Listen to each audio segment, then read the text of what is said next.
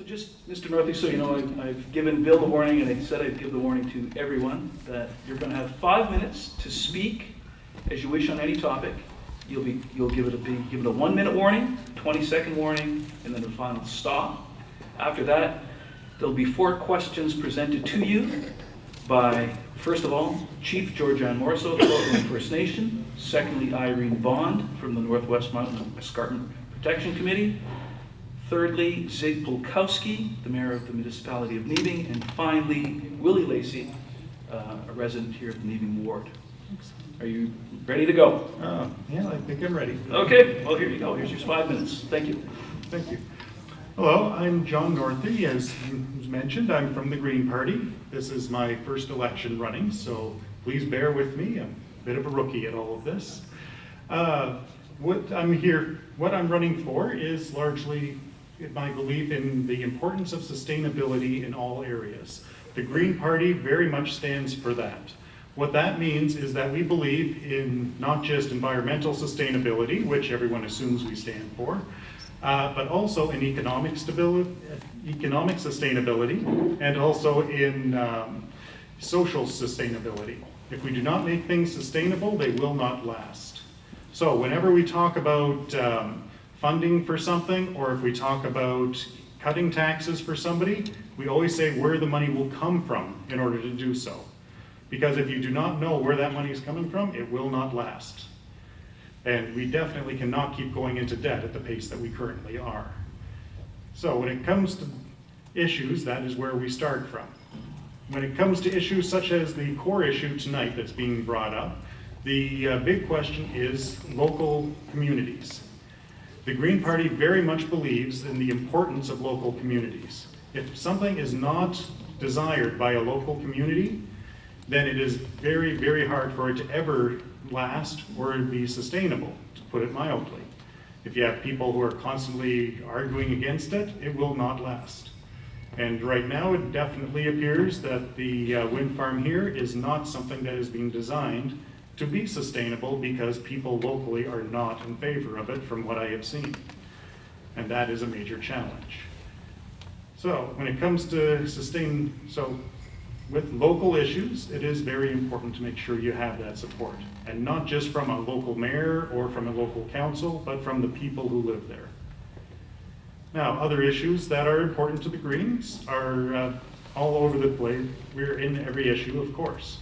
When it comes to the wind farms, we are currently just released on our platform what we are strongly in favor of is something that the Liberals have actually banned recently, which is building the wind farms out in the middle of the lake.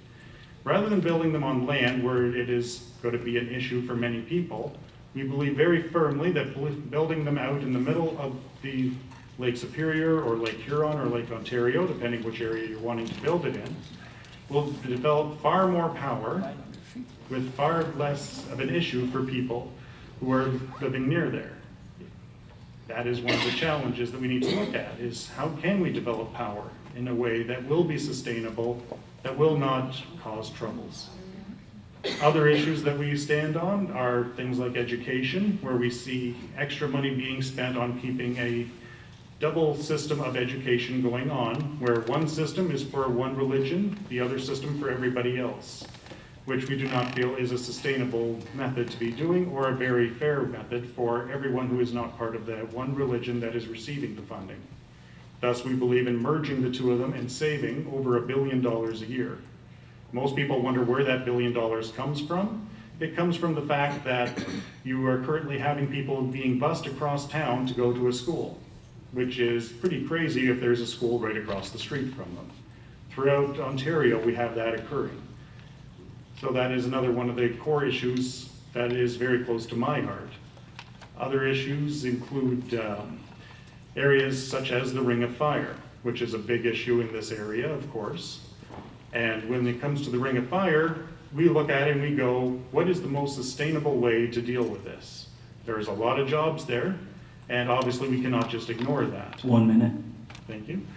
And so what we propose is having electrified rail going back and forth. While it costs a lot more up front, within 10 years it would cover the difference in cost and maintenance alone of having the rail versus a road. So the road's cheaper today, but given I intend to be around for more than 10 years, I believe firmly in going with the electrified rail option because it will last far more than 10 years and will be far cheaper over that lifespan. So hopefully I've given you an idea of some of the core issues that I believe in and that the Green Party believes in. Am I near the end? You've got 20 seconds. 20 seconds left? Okay. So again, as I mentioned, sustainability is the core of all of our plans, and we believe very firmly that without local support, nothing can be moved forward. Great, thank you.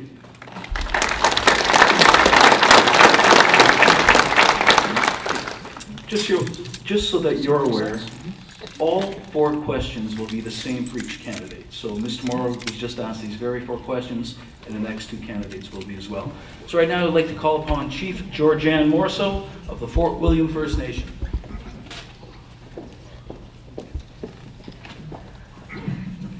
Okay, good evening. You guys all know who I am, so I won't do that again. In what concrete ways will your party defer to or support the historical treaty-based relationship between First Nations and the Crown in Northern Ontario? In your answer, please avoid deference to the Indian Act. As the Anishinaabe, we are moving away from the Act, and we are seeking partners with creative solutions for deepening our existing treaty relationship. An excellent question. Yeah, there's been a lot of challenges, obviously, when it comes to treaties and the way that they have been dealt with over the years. I know many treaties have been ignored, which is definitely unacceptable. What would occur with the Green Party and with myself if I was elected would be a determination to sit down with the First Nations throughout the areas and talk with them and make sure that most of the jurisdiction is federal. Unfortunately, the province is very limited in many areas. However, what I would make sure happens is that we would be talking with them and pulling them into the meetings as much as possible and trying to emphasize the need to follow what has been agreed on in the past and make sure that these agreements are not ignored in the future. Great, thank you. Next, Irene Bond.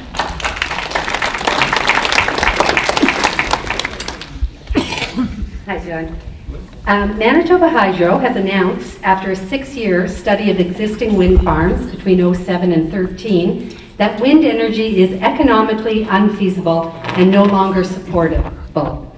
They found that wind generation during peak load hours, when needed, was 0 or near 0. As a result, no new wind farms will be constructed. The same inefficiencies of wind energy production and availability when it is surplus and unneeded apply in Ontario, where we regularly pay others to take our excess power. Meanwhile, the Liberals announced March 31st they're going ahead with more big wind farms. Do you think this is a good idea when rates are projected to increase 45% over the next 5 years?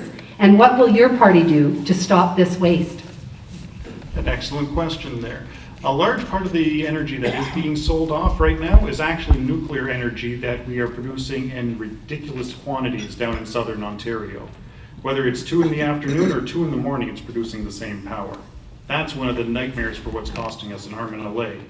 And unfortunately, I know the Conservatives are talking of building even more. When it comes to the wind power, you do bring up a good point. The challenge with it is setting it up in a way that is far more predictable than it is currently. Now I recognize, I see the confused look.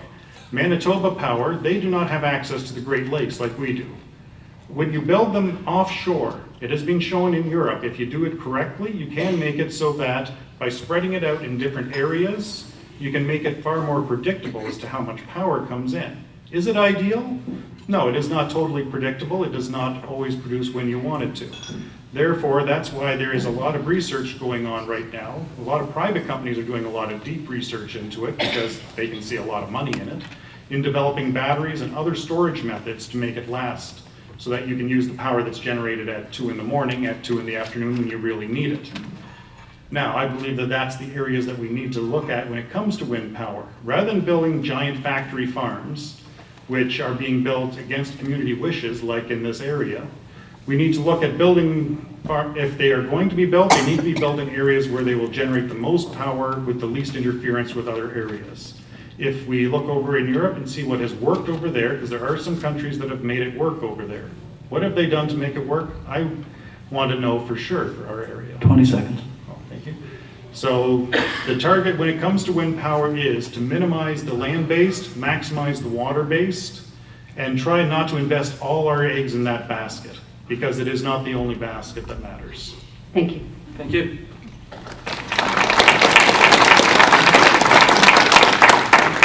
Next, Zig Polkowski, Mayor of the Municipality of Mabing. Thank you. The city of Thunder Bay, now Thunder Bay, the city of Fort William, now Thunder Bay, acquired 20,000 acres of property in the Black Township, part of municipality of Mabing, in early 1900s. Most of those lands were purchased as a result of bankruptcies, threats of expropriation, or outright purchase from Ontario Crown at below market price because it was for the explicit purpose of protecting the Loch Lomond water supply for the city of Fort William residents. Now that Thunder Bay no longer needs this water supply, what will you and your party do, whether in government or opposition, to support the absolute protection from development of those lands in our municipality? An excellent point there about the importance of keeping watersheds protected. When it comes to watersheds, the Green Party has always been very strongly in favor of keeping those protected, because you never know when you might need them more. Thunder Bay is very likely to grow a lot over the next few years if the Ring of Fire takes off as most people expect it to. That means that while we may not need that water today, we sure might need it within a few years. So it is extremely short-sighted of any government to try to damage that area in any way, shape, or form. So I can speak very confidently that if I was elected and if the Green Party is elected, we would fight hard to keep that area protected. And the way to keep it protected, there are an assortment of ways. There is declaring it as a, let me see here. Sorry, my brain, I need some water. Oh, no, that's, oh, sorry. That was Bill's.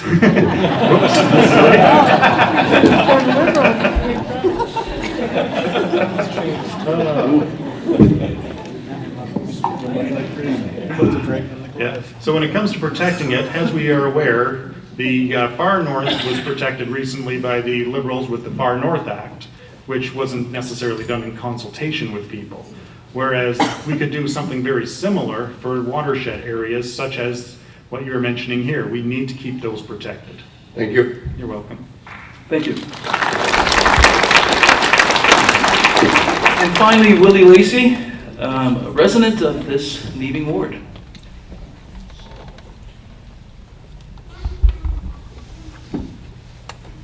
Hi.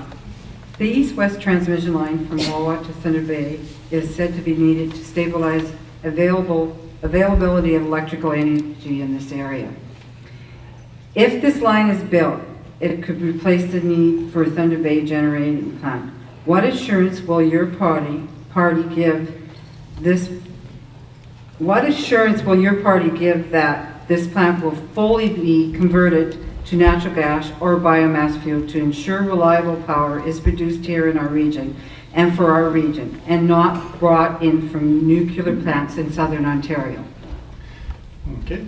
I can say very safely that I would stand, and the Green Party stands very much against any nuclear power, as it has been shown to be extremely expensive, extremely wasteful, and what do you do with the waste that's left over? A lot of them are talking of shipping it up here. And I can tell you that is something I am completely against. Every single study I've seen says that is not a safe idea. In fact, I sure wouldn't want to be along their routes when they're trying to transport it from southern Ontario to up here, that's for sure. When it comes to assurances about power locally, we definitely need to keep some form of power plant in the area, because without power, where are we going to be if anything happened to the transmission lines coming into the area? So definitely the Green Party is in favor of keeping power here, be it via the wood pellets or via gas. I was quite disappointed to see the gas actually canceled at the time it was, given how much money and investment had already gone into getting that gas to the plant to get it going.